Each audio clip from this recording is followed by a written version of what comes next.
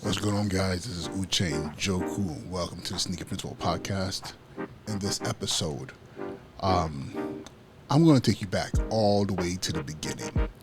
How did Uche and Joku, become the Sneaker Principal? Actually, better yet, what led to my career as a New York City teacher? So I'm going to take this back to the beginning. Not before principal, before assistant principal, before dean. What brought me to this place that I decided to come to New York City to be a teacher? So with that being said, let's go ahead and start this episode.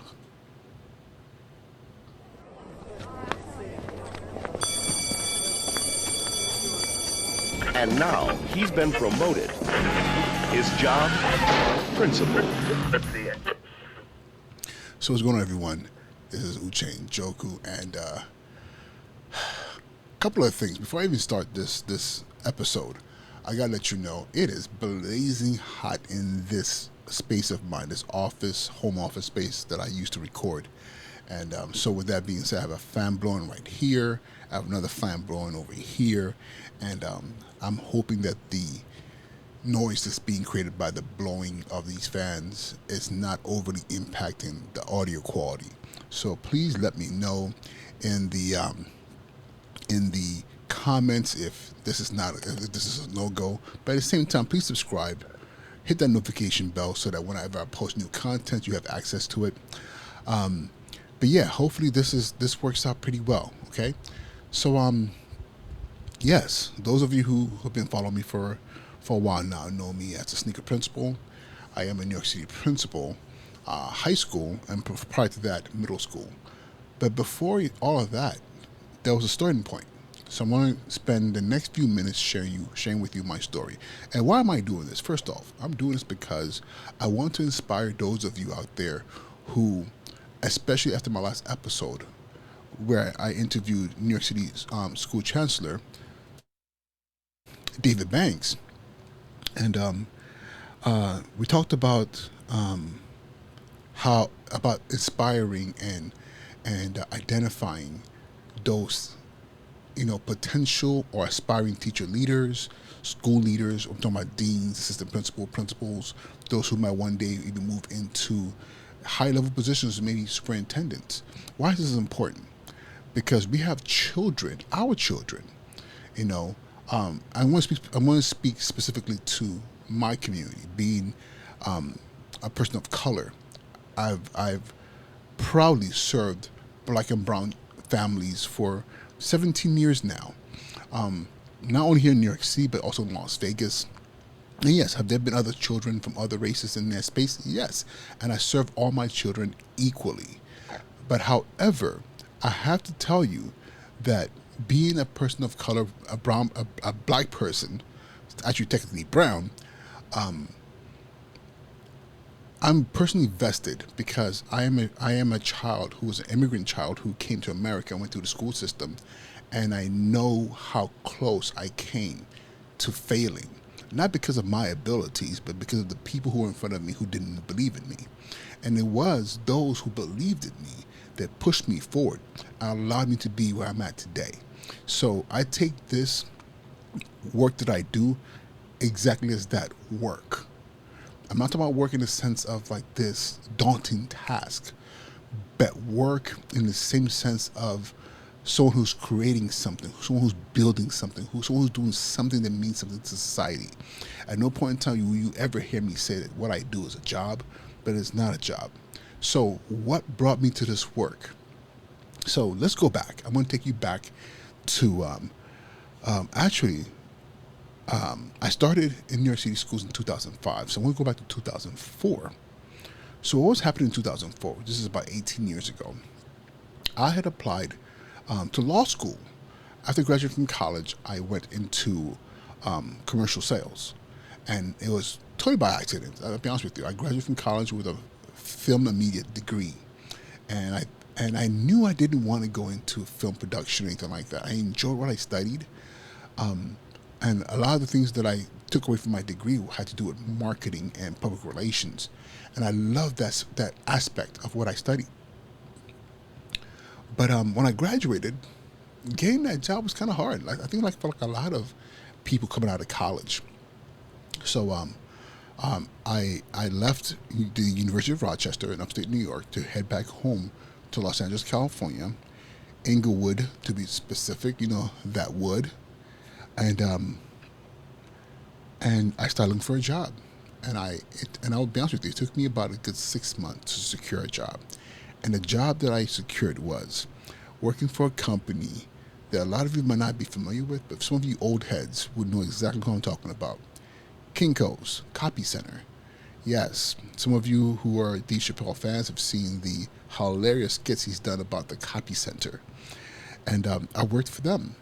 And I actually applied to be the guy at the front desk that says to you, "Welcome to Kinko's. How can I help you today?" But during my interview, the manager of that particular branch, which was in Santa Monica, California, said to me, "Hey, with your college background and what you studied, and you speak pretty well, I think there's a position that you'd be better suited for."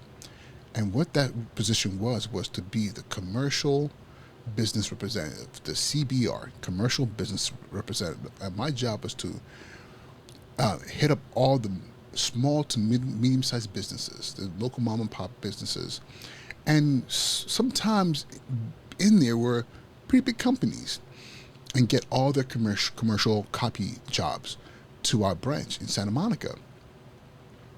And that was the beginning of my career in sales. So I did that for a couple of years, moved about, still within the company.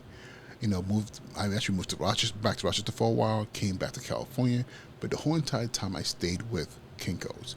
And I went from being a CBR, a commercial business representative, and eventually being an account manager. And it was fun. It was actually fun for a young guy. You know, it was fun. I loved the people I worked with. There's a lot of flexibility. As long as I was bringing business into the branch, you know, people were loving me. Eventually, I closed a huge business deal.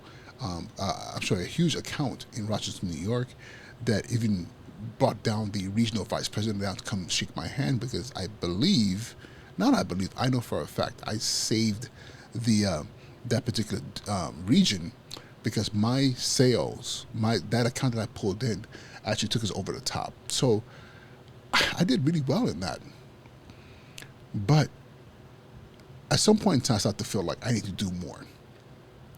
Like this was not what I really wanted to do long term.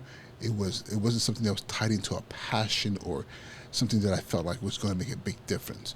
And then it didn't help being the son of Nigerian parents.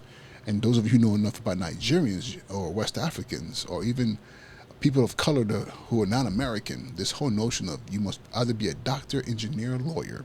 And that's the household I grew up in. And being a salesman was not part of the plan. So what ended up happening was, just as it was built into my DNA, I started to ask myself, what is it that I really want to do for the long run, for the long haul? Not only that, my parents were asking the same questions. And I knew that going to medical school was not really what I wanted to do. I knew I was going to go back to college to study engineering, because I already had the degree. So I decided, you know what, law. You know, I've always been passionate about the law. I've always been a talker and debater and all that stuff. So I applied to law school. I applied to a local school in Los Angeles, and the name of the school will remain unnamed for now. And I got in. I have an aunt who's an attorney who's told me, you must be out of your mind, but you're not going to go to that law school because it is very low tier, and you need to put the work in, take the LSATs, get the score that you know you can get, and aim at a USC or UCLA or one of the bigger names, more prestigious names. So I said, you know what, Auntie, I need to hear that. You know, here I am being a top dog salesperson for a major company in America, and I'm over here slumming it, trying to get into these rinky-dinky, law schools. So I said to myself, okay, this is what I want to do. I'm going to commit myself for the next year, LSATs, and getting ready for law school. And my aunt also said to me, consider doing something that's going to enhance your resume as well. Something that could be impressive. And And during that time, I honestly I don't remember how I came to teaching, but I knew enough of my friends who I went to go teach for a year or two and used that to enhance their resume, their application for law school. So I said, you know what, I could do that. And plus, it gave me a chance to do something that's not as high pressure. Even though I love sales, it was high pressure. There were times during the month where my brain was all about closing those accounts and trying to hit those numbers so I can get my bonus and all that good stuff, like my profit share, get my profit share, right? So I decided, you know what, I'm going to leave Kinko's and go teach for at least the next year or two as I prepare and get myself ready for law school to apply and get into law school. And as things would be, there was a hiring freeze in Los Angeles. Nobody was hiring. So that kind of put a wrench in my plan here. And I'm the kind of person, I'm very focused. When I have something in my mind, I don't like to deviate. So I was like, okay, I can't get a job teaching in Los Angeles. So a friend of mine said, hey, mind you, I went to school in Rochester, New York, upstate New York, and a lot of my friends were from New York City.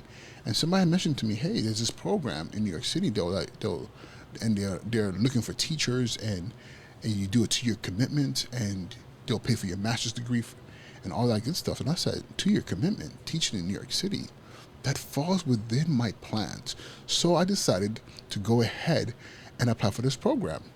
And by this time, this was the winter of 2004. So I applied. I got called in for an interview. I flew out to New York, had a great time. So friends I hadn't seen in a while. And I went through the whole entire application process, the interview, the demo lessons. I had to go and put together a lesson plan that I was going to teach in front of a panel. And mind you, never taught before in my life. So I went through all that stuff, and I went back, waiting to hear back, right? So sometime in the spring of 2005, I get a letter in the mail, and it was one of those the small envelope letters, right? You know what they say when you get the small envelope, it's not a good thing. I opened it was a one-pager in there saying, "Thank you so much for applying. You were a strong candidate, but what happened was you didn't get picked." So again, under the wrench in my plan, I was like, God darn it, what am I going to do next? So and I won't lie, I was type depressed. I was like, man, this is not flowing the way I want it to flow. So what ended up happening later that spring, I went to Maryland with my mom, my stepfather, and excuse me, got clear my throat here, and one of my cousins.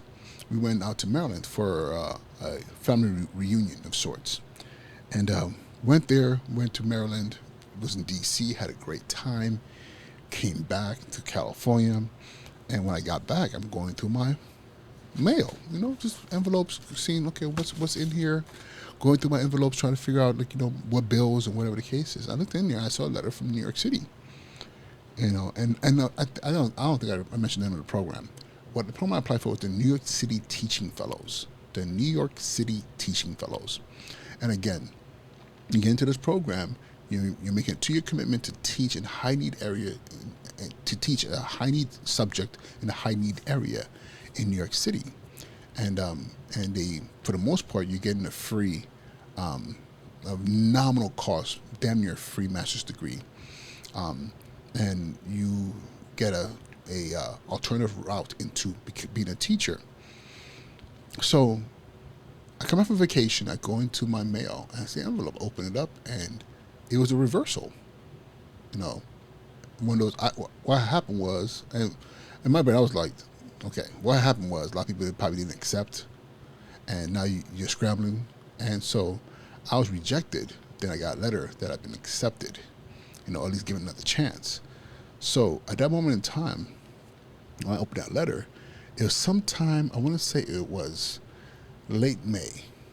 I just know I had like about 2 weeks or so to make a decision and to move to New York City. And mind you, this is after I had decided, I had just kind of reconciled to the fact that I was going to teach in LA and in New York, and I was going to have to wait in LA, maybe become a substitute teacher and wait till the hiring freeze to subside. And what ended up happening was I said, you know what?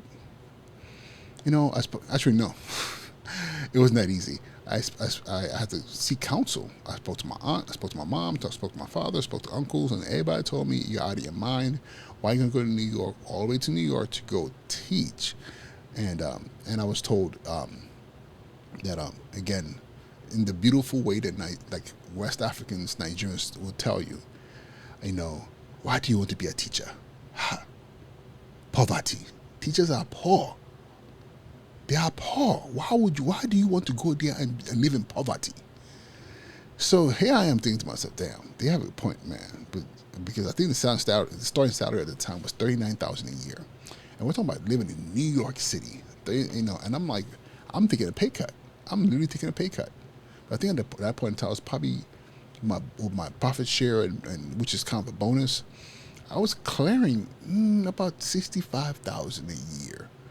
By 65, you know, and to drop down, and that's in LA, where my people's at, things were set up the way I needed to be set up. To now move to New York, to a space that I know nothing really about other than the friends that I have there, to get $39,000 a year. And I actually had one of my uncles who offered me 10 G's to not go, which was interesting.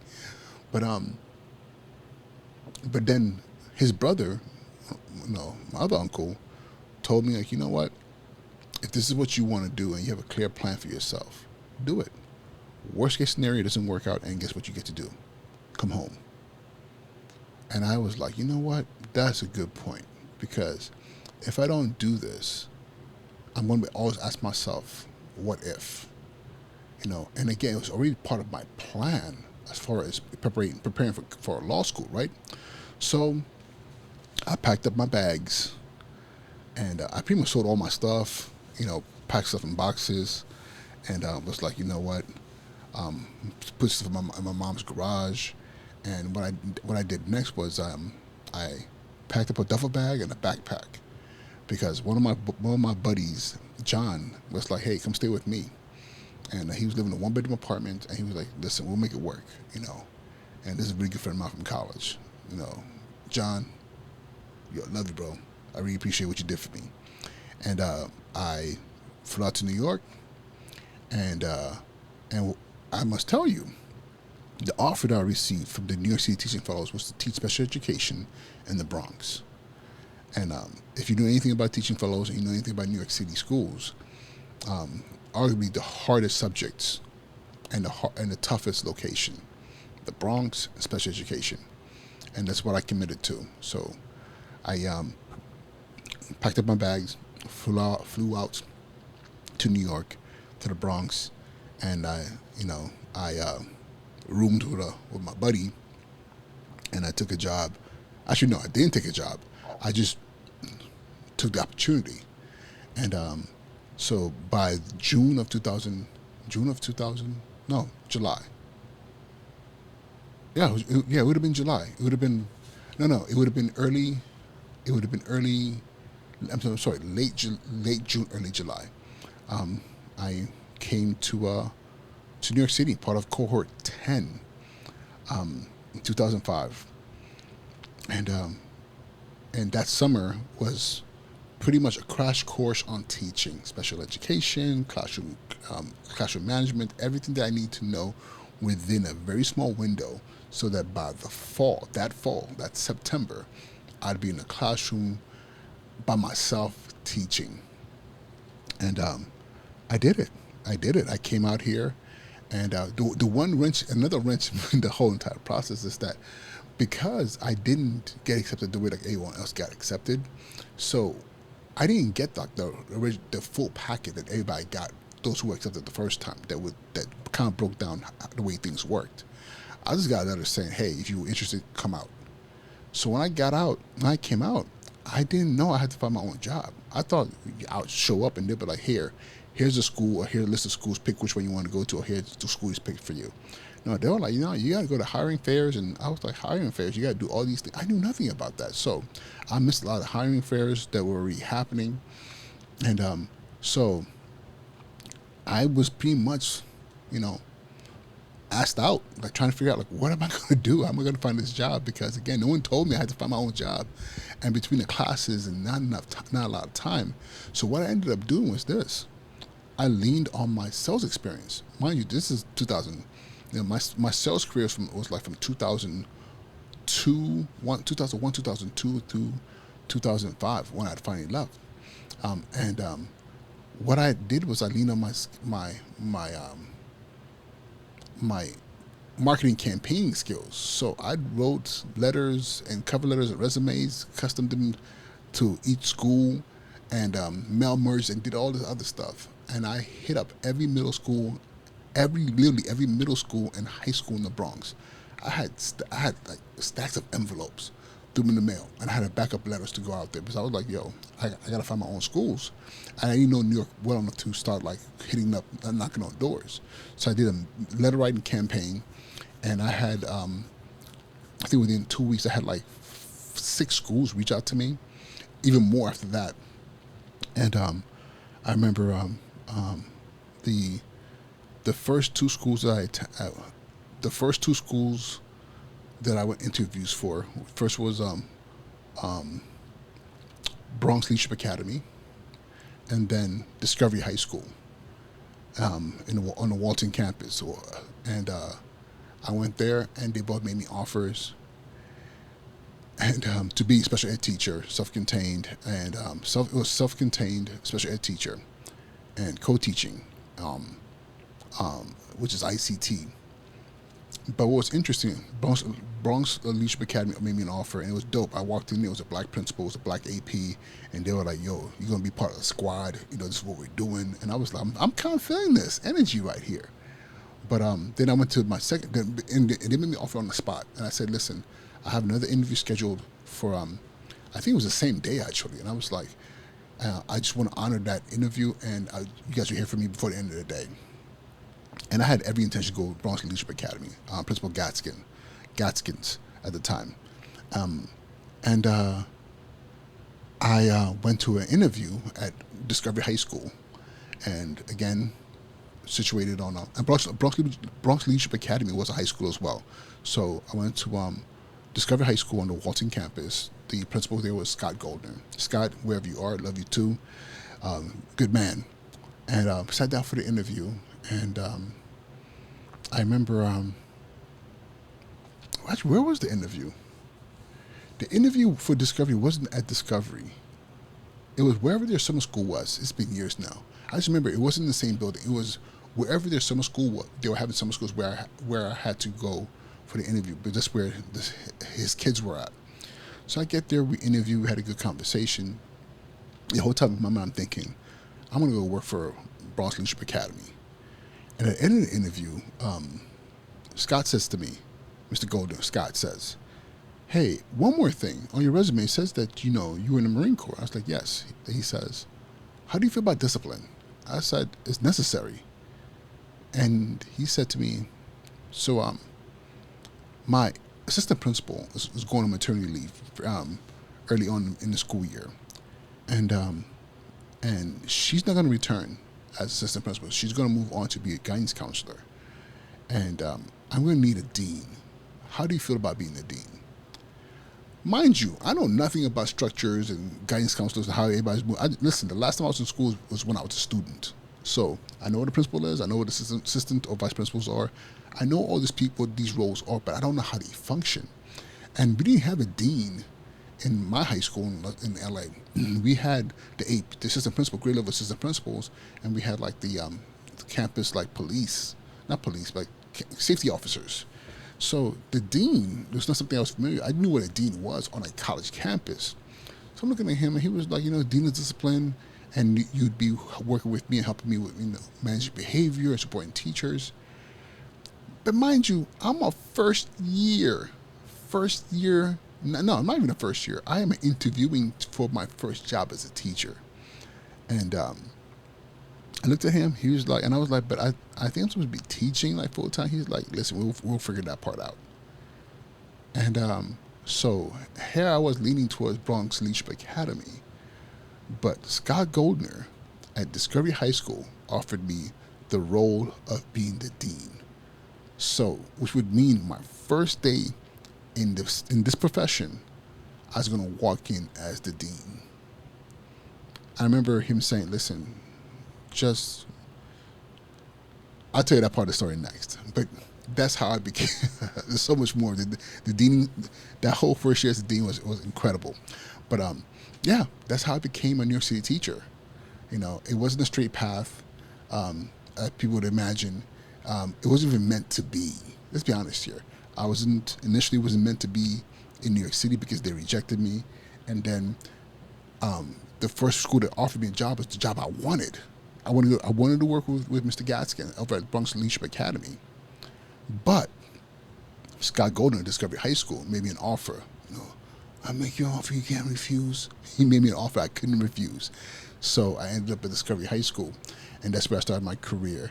I did teach, but on a very part-time basis. But my career, day one in New York City schools, I was the dean of students at a high school. And stay tuned for the next part of the stories when I tell you about my first year or 2 or 3 as a New York City educator. All right, with that being said, guys, I'm going to let you guys roll. This episode is going longer than I thought it would, but hopefully this was enjoyable to you guys. And again, why am I doing this? I'm doing this because there's a lot of you out there who are thinking about becoming teachers, and I wanted to show you that there's not just one way to get to where you want to be, where do you want to be. And my path was very different. And it's interesting, those of you who heard the interview that I had with Chancellor David Banks, he even says his path was very different. It wasn't the traditional path.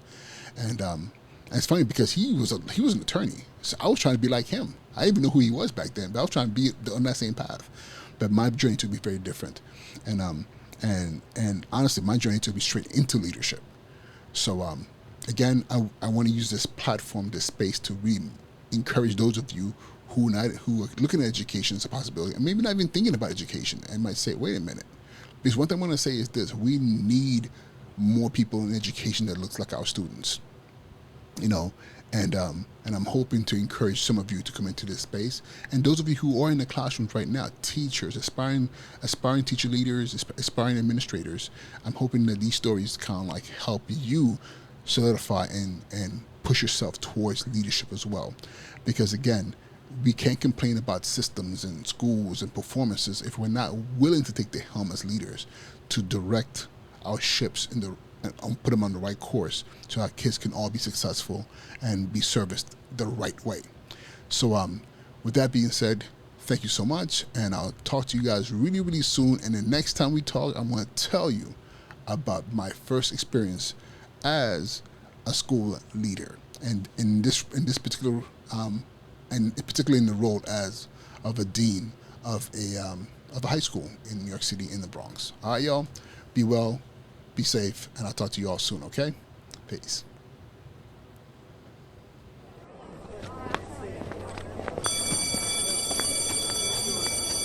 And now he's been promoted. His job, principal.